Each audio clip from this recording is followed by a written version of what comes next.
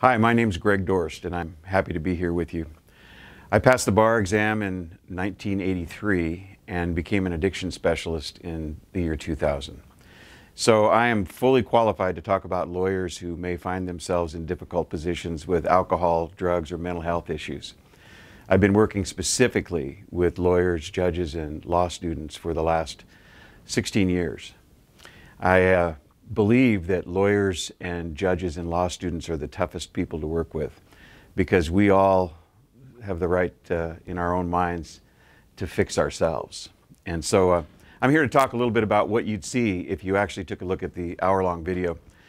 The first thing you need to know is that I am in recovery myself. I have 22 years of sobriety, and I have found that there is a better way to practice law today, and being sober is the way to do it.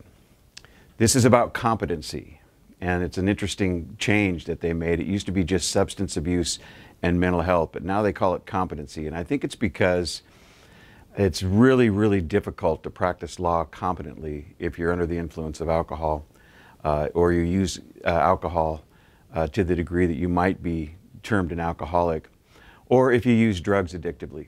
So we're going to talk about both of those, and we're going to talk about some mental health issues. So let's start with the definition of what alcoholism is. And let's say that when I'm talking about alcoholism, I'm also talking about drug addiction, because we're going to use a definition that is really, really potent. It covers all sorts of behaviors. So the definition comes from the DSM-4, which is a Diagnostic and Statistical Manual, 4th edition. And in part, it goes like this. If you continue to drink, despite adverse consequences around drinking, you might have a problem with alcohol. I like that because it doesn't say that you have to count your drinks. It doesn't say that, if you have 3 each night, you're at risk. It doesn't say that 5 drinks, once a month is problematic. What it does is have you take a look at what's going on in your life to determine whether or not you have some adverse consequences occurring as a result of your behaviors. So this works great with drugs too, and with other kinds of behaviors. So if you continue to use drugs, street drugs or prescription drugs, despite adverse consequences around their use, then you might have a problem with them. Or if you continue to gamble, let's say, despite adverse consequences around gambling, you might have a problem with gambling. Or let's even go further. If you continue to use, let's say, internet porn, despite adverse consequences around internet porn, then you might have a problem with internet porn. So I love that definition in the DSM-4, and it has to do with consequences, has to do with adverse consequences. We as lawyers have a way of figuring out how to rationalize and minimize, particularly when it comes to the law. And when you have a definition, it's kind of like a law. So when I work with lawyers, I find that they have this really interesting idea around this word adverse. What an adverse consequence sounds like to some people is, hey, I didn't like that job anyway. When they decided that they were going to let me go, I really wanted to go. This is the greatest opportunity I've ever had. Or you walk home you get home to your house and your bags are packed on the front porch, and your reaction is, I hated that relationship. I didn't get along with her. The best thing that ever happened is for her to decide that it was time for me to leave. I mean, those kinds of things would normally, in an objective circumstance, look like an adverse consequence around drinking or drug use behavior. But we have a way of rationalizing those things, and I've heard it time and time and time again. That's not an adverse consequence. Sometimes I have to have those conversations with people about having multiple DUIs, and the conversation is around whether or not they think that the drinking is problematic. And the answer is oftentimes no. They seem to think that the problem is the driving and not the drinking. If it wasn't for those police officers, I can't seem to get from point A to point B without getting arrested. Well, it might even be a problem with driving if you take a look at the way they're describing it.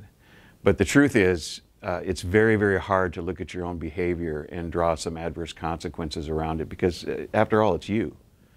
We hide a lot of things that we truly are. We become this persona that may not be us, but it's one that we need to utilize to help ourselves to do better in the practice of law, because after all, we make our living on our reputation. You know, it's how people think that we do the job oftentimes that's even more potent than how we do the job. So, yeah, this idea of being a young lawyer and feeling like you're indestructible is really appealing to me, because I was there. You know, I was a young lawyer who was indestructible. You know, there wasn't anything I couldn't do. There wasn't any case I couldn't try. If I found myself to be drinking the night before going to trial, I thought that it would probably loosen me up a little bit. I thought that, you know, I could go out and play hard and after working hard, and it wouldn't bother my performance at all. I thought that the drinking wasn't affecting anybody but me, because I'm a young guy and, you know, I'm doing my thing and I'm good at what I do. But it turns out it was affecting more people than just me. You know, it was affecting my family, it was affecting my kids, it was affecting my clients. And I didn't know that until I got sober. So there are some studies that are out there that are really, really interesting. And one of them that I'm going to talk about right now, just briefly, is about law students. And that study was undertaken in 2014, and there were 3,500 law students in 15 different law schools.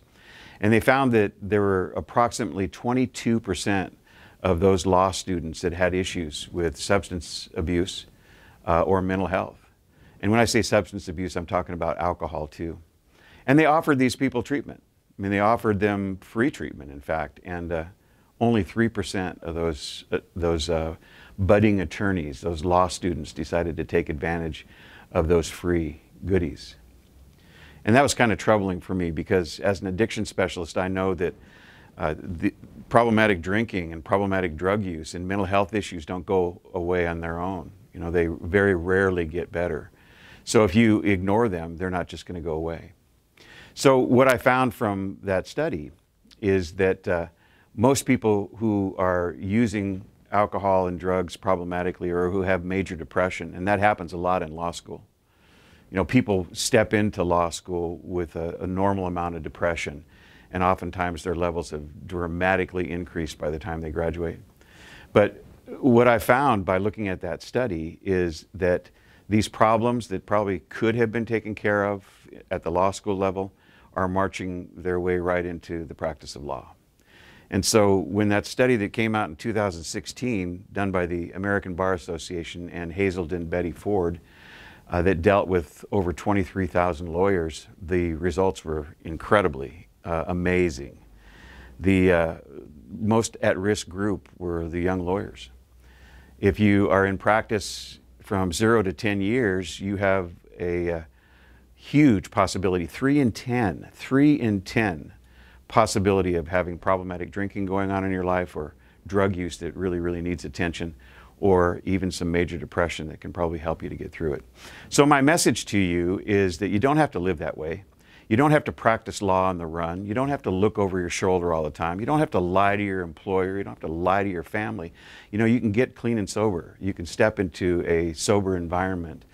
And what I do for a living today in working with lawyers, judges, law students, is work with people maybe just like you who have an issue. And they've been aware enough to step forward and say, I think that it would be best for me, if I want a great career, to step into the rest of my career drug and alcohol free.